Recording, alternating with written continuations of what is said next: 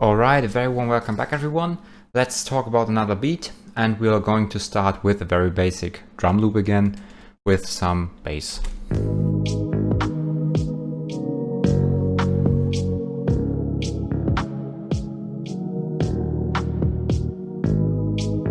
We also have a very quiet pad in the background. Then we have an accent with the shaker here and a melody, a plugged synth that is starting to play in an arpeggio.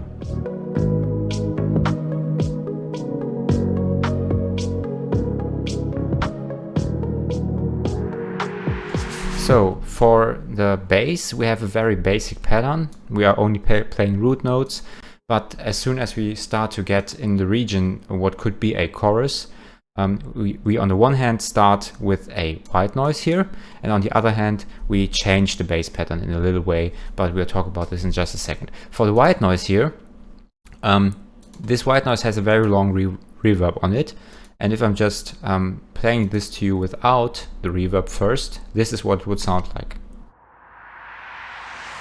And you hear that it ends very abruptly, so I did not want this, and I changed this with, or I added a reverb, and this is what it sounds like then. And especially in context with the mix, you get the feeling that this white noise is coming from very far, and therefore integrates very well in this arrangement with the reverb tail. Also, this happens more than once, especially always when we are changing between verse and chorus and vice versa. But not all the time, especially you can see here in the end where it could be that a white noise should be added here. There is no white noise, in fact, and this is due to that we are fading out or that we are starting to end the arrangement already, so we do not need any more climax there. So, and this is what I meant with the bass. If you listen closely, you hear that you have a bass and a sub bass that is giving an accent. And this is done just by letting the sub bass play on every second bar, and the normal bass play on every bar. If we watch this in the analyzing tool again, this is what would come out of this. Mute this or solo this. You hear that the usual bass gives a lot texture, even up until 1 kilohertz, and then you have the sub bass which is introduced and gives much low end here between 30 and 40 hertz. So we have a very large dominating low end here, and the drums therefore only get a very small role in this case. You can hear this, or you can see this also, because the bass is much more prominent here. What I should mention though, when we are talking about the drums already, is that this snap here is a live snap and therefore needed much post-processing. You can see this here. So the first thing I did is cut out all of this low end, because you can see that there is more low end than all of these other dominant frequencies, and I do not want this. So I filtered the low end and got rid of these peaks here by removing them a little, but then also added side information to make this snap a little bit wider. Then we have a squasher, which basically allows you to compress and upward compress at the same time, so compress and expand at the same time. And the way this works is you have an input signal here. As long as this input signal is in or is above this up threshold, it gets expanded, and when it gets below this threshold, the expansion process gets lower and lower. The same for the downwards compression. So if you are above this threshold, the signal gets compressed, and if you are below this threshold, nothing happens. And you have 3 bands. You can choose to set them freely. In this case, the signal is only mixed with 40%. Again, a little change here to indicate that we are not in the chorus anymore, but more in the verse. But the whole song is of course something that you could play in the background, therefore these changes are not that massive. So there are some changes, but they are not as prominent as they would be in a pop song, for example. especially here in the chorus, we have one more element here, which is the dark pad that gives a little bit more low end. So if I'm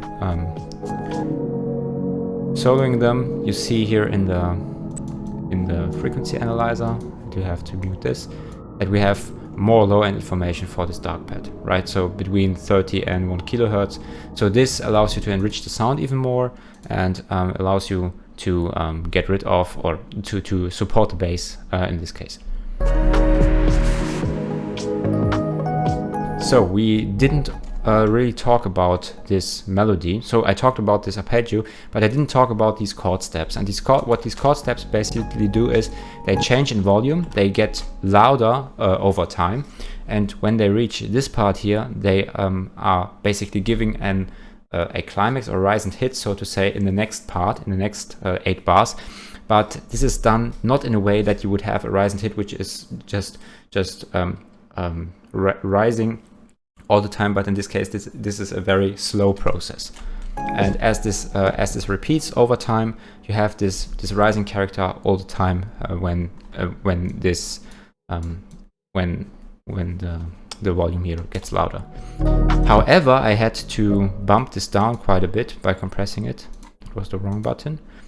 And what I did here is basically have a very hard knee in this case, and you see that when I'm playing this back and I'm resetting the compression level here, if you take a look at this little level here, you see that the amount of compression that has to take place is getting higher and higher, and therefore also this auto gain that is to be applied gets higher and higher for every single of these chord steps. This is the third one now. We are minus 4.4 decibels. And for the last one, we have almost minus 6 decibels of gain reduction, which means that the signal is compressed very heavily, but then blown up again by the auto gain. And therefore you get this rise and hit character, even though you do not have a rise and hit at all there. So last thing, we have a melody that is also played with the Rhodes here.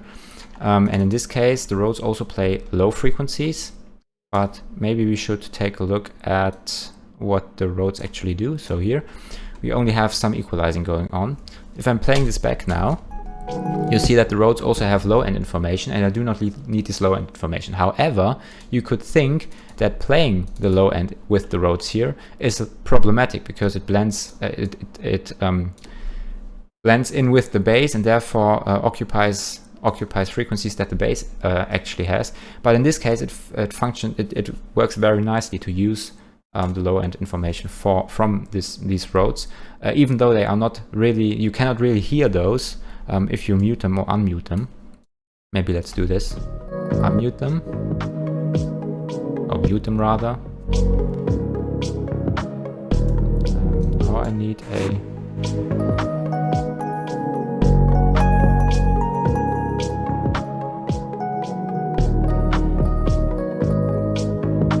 actually cannot really hear that there is a difference in the sound, even with or without this low end.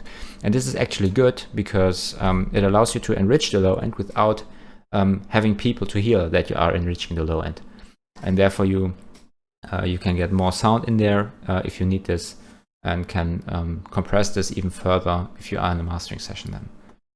And this is basically how the song works. Of course, we have a fade out here, I think at bar 65. And everything else is just arranging this in a very neat way. Also the shaker that is playing with the snaps in order to give the chorus a little bit more texture. But this is just basic stuff, more or less. You see that the drums only have like 4 tracks, and reverb wise nothing is happening apart from mixing this in with 3 different reverb channels for everything that is not related to the drums, and only adding a little bit of reverb for the drums, or for the drum part here.